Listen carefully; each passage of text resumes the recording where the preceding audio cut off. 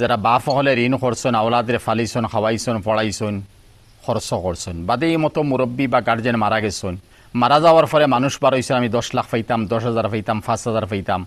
আওলাদ হলে ইনকার করিলেন, অস্বীকার করিলেন। হে আওলাদ হল,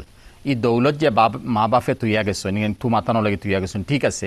ফাইছো তুমি তাই, কিন্তু শরীয়তর মাসলা হইল গিয়ে আগে ঋণ আলোক করইতো, তোমার দৌলত আগে নাই, তুমি বহুত করে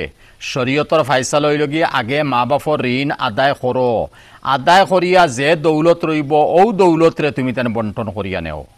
এখন আমরা অস্বীকার করিলাই, বাফে নিছন, বাফে খাইছন, আমরা কোনো জানি নি, আমরা কোনো সাক্ষী আসলাম নি, আমরা রখইয়া দিসলাইনি, আমরা এই ব্যাপারে জানি না, তুমি কিতা লাগি অস্বীকার করো? 10,000 টাকা যদি একজনে পায়, তারে 5,000 টাকা না 1,000 টাকা দিয়া আতফাত ধরি কুশ করিলাও, খান্দিলাও লাগে, খান্দিয়া কুশ করে এ অমুক আমার বাফর উপরে তাই দাবি খান চালো, আমরা আর পারতাম না, আমরা দ্বারা অসম্ভব দেখায়নি আমরা কোনো কিছু, অতখান তুমি করো,